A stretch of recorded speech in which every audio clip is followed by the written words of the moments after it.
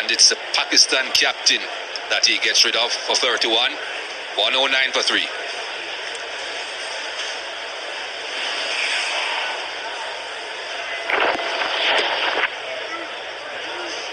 Extra bounce with an old ball, 62 overs old this ball, and a deathly slow pitch. Congratulations, how does that feel? Yeah, thank you very much. It feels amazing, you know. Went to bed last night not expecting to bowl a ball today, to be honest, with the weather. And credit to the ground staff, I think they've been brilliant, you know, both here in Old Trafford, to actually get the amount of cricket played that we have. They've worked tirelessly, and yeah, hats off to them. Were you fretting that you might not get any cricket today to take the 600? And we don't know when it's going to happen, because we're not sure when you're going to play Test cricket next. You could be stranded there forever. Yeah, I did think that, you know, the weather last night was horrendous, and obviously this morning it was still pouring down, so we weren't holding out much hope of playing today. But I was thinking, you know, even if I didn't get the chance today, you know, there's worse numbers to be stuck on for a few months. So, yeah, I'd have been happy either way, to be honest. It's a long way from Mark Vermeulen. Yeah, it is. Yeah, I mean, I did see the clip just before I went out on the field, actually, of that Test match, and it does feel like a long time ago, but I can still remember it pretty well. Once NASA got the field right, you know, I managed to bowl a little bit better. Well, you've ruined my quiz, because you've obviously seen your numbers through the ages, but with the 600th wicket, were you pleased to see it go to Joe Root as opposed to the other lot in the slips? I got rid of all of them by then. There was only one left. Yeah, I mean, I guess I've been lucky with the sort of milestones. I remember Antigua, where the catch went to Cookie, and going to Joe. I think it does make it that little bit more special, because obviously we've shared lots of moments together throughout the years, played lots of Test cricket together, and to share those moments with you know, good friends, I think it makes those things even more special. And obviously Brodie being out there as well, so you know, for me, being out there for his 500th wicket this summer was incredibly special, and for him to be out there for today, you know, made it so much more special for me. You mentioned friends. There's a few people that like to send you a message. Thousands upon thousands will stand to applaud a boy, and has already begun to fulfil the early impressions. Yes, he's got it with a japper. My, he's done it again. What a brilliant performer he is. He's a real master of the art of swing. The incomparable James Anderson. Anderson has struck his first Test match wicket for England. Oh, yes! And that is that. What a sight. And a fine wicket all for James Anderson. He will receive the puddle from everybody in sight, because he is a star in the making. You're an inspiration and role model on the field, but more importantly, you're a friend for life. It's been an absolute pleasure to share so many memories with you, and I look forward to many more.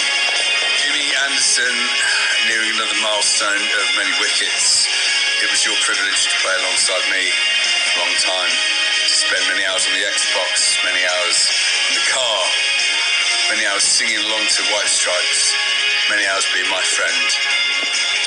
It was my privilege to stand at second slip and take so many wonderful catches to the best medium pace swing bowler England have ever produced. I'm proud of you. I love you to bits. Keep going, Jimmy. Keep going, son. Nice one out. Delvin Avenue. What a bit of bowling by Jimmy Anderson. It's his 100th Test match wicket, and it's one of his very best. Jimmy, I just want to say huge congratulations on reaching 600 wickets. It was a great pleasure for me to captain you for some of those wickets. You were a brilliant bowler then. You're an even better bowler now. You're an absolute English cricketing great. Jimmy, 600 wickets, mate. Absolutely amazing achievement. The things you've done in the game and continue to do are quite frankly astonishing. It's been a pleasure to play with you. Hopefully play with you again at some point soon. Jimmy, absolutely fantastic achievement. I mean, it really doesn't bear thinking about 600 wickets and the number of games that you played for England in Test cricket as a fast bowler. All that skill, determination, reward for years and years of hard work. A magnificent achievement. Congratulations. Brilliant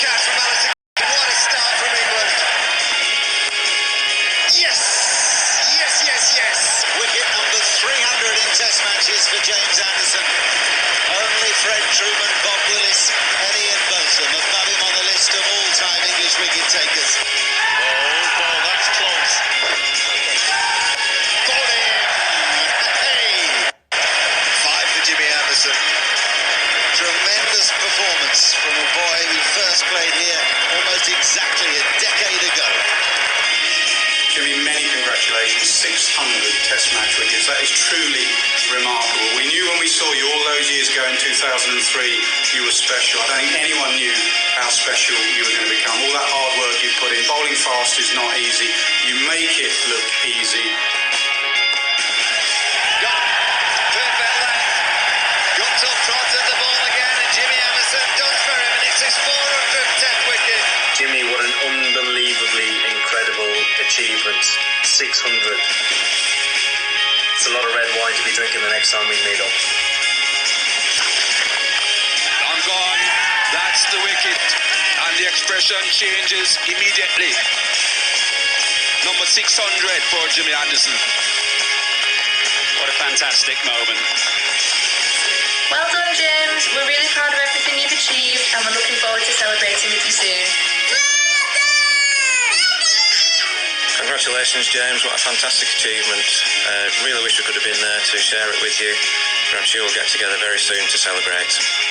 Well done, James. You've worked really hard for this and all your hard work and tenacity has paid off. Congratulations. James, we are so proud of you on getting 600 Test wickets. Well done.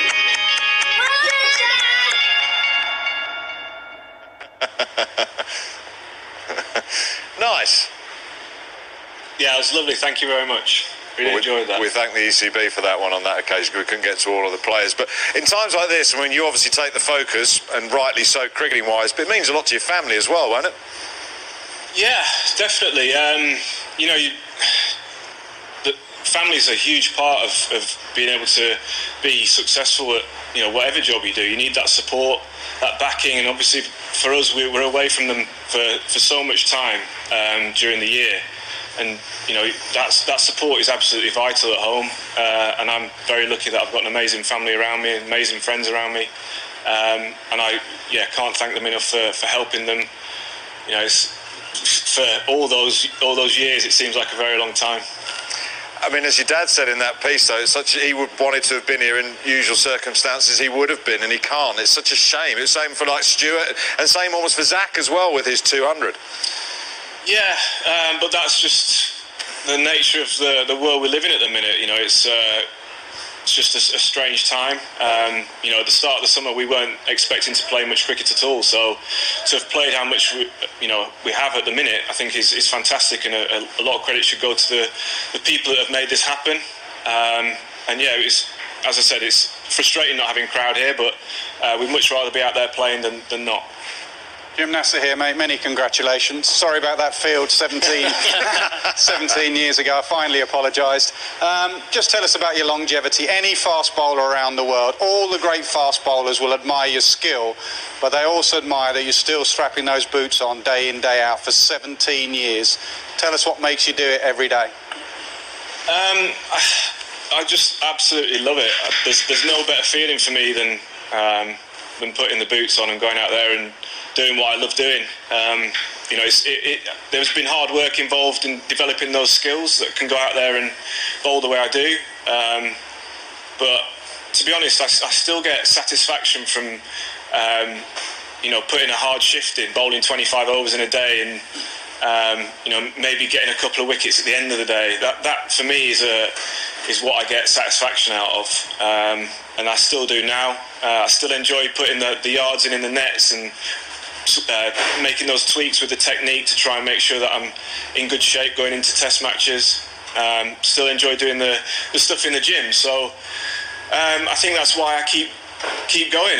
And this week, frustratingly for me, I felt in great rhythm this week. I struggled a little bit through the summer, but this week I felt as good as I have done for a number of years. And annoyingly, it looks like we've not got a test match for a few months.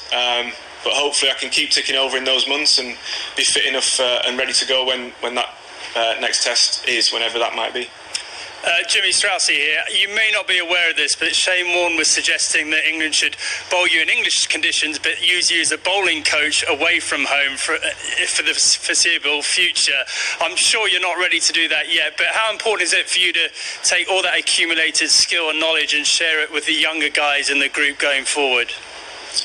Yeah, but I think that's part of the job of being a senior player. It happens with the batting group.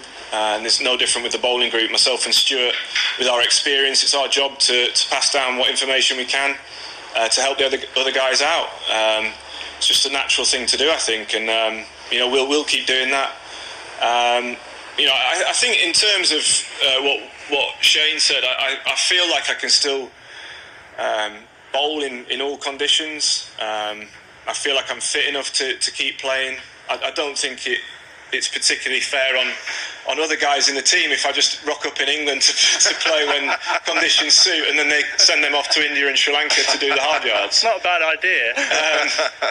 So I feel, as we've seen this summer with it's a different situation. We've got back-to-back test matches, 6 pretty much back-to-back test matches. We've had to rotate a little bit, and we're fortunate at the minute we've got strength in depth, and I do realise now that there will be times where I'll get left out for various reasons, whether it's resting or having a look at someone else or whatever. But that's something that for the selectors and Joe and Chris Silverwood to think about. I'll just try and keep working hard at my game, keep it as high a level as possible, and just be ready for when I get called upon. On another note, 600 Test match wickets, and in that montage, I reckon 100 different hair tints. Yeah, there's a few down the years. I mean, that was the first thing that I thought about, was really bad lifestyle choices. But I suppose you learn from them. Strauss has given me lots of stick over the years for them. But yeah, I mean, it's just, to be honest, it's amazing looking back at those things. I actually did think as well about the drop catches this week, and I'm sure Straussy and Nasser have dropped their fair share off me as well. So I hope they weren't giving the lads too much stick for that. I was sweating overnight because I dropped Graham Smith, and I thought you'd end up on 599. Just who's been important? There'll be so many you can mention, but it is a journey, and there'll be so many people important in this career. Who has been most important, do you think? Who would you like to mention? It's hard to pick people out. I think, to be honest, my immediate thought was my family. Daniela, my wife, my kids as well. They're so supportive. My mum and dad obviously have been a huge support, and the rest of my family as well. They're the ones that I can sort of lean upon when it gets a bit tough, when times are hard. And they've supported me throughout everything. You do have low moments as a sportsman, and as I said before, we're away quite a lot as well. So having that support at home is crucial. And in terms of actually on the field, I think we were talking the other day that the likes of David Saker, Otis Gibson were fantastic for me. Peter Moores was a huge influence on me when he was England coach as well. And the players as well have a huge influence on you. I think, don't want to embarrass the two guys there, but Nasser and Straussy, when they were captains, they had a huge positive influence on me as a player. Alistair Cook as well. And all the guys that you make, I've got so many friends for life that I've made through cricket. Stuart Broad and Graham Swan are the two that stand out from that video as well. Again, guys that you can lean upon when times do get hard. It's great that I've got such a close mate in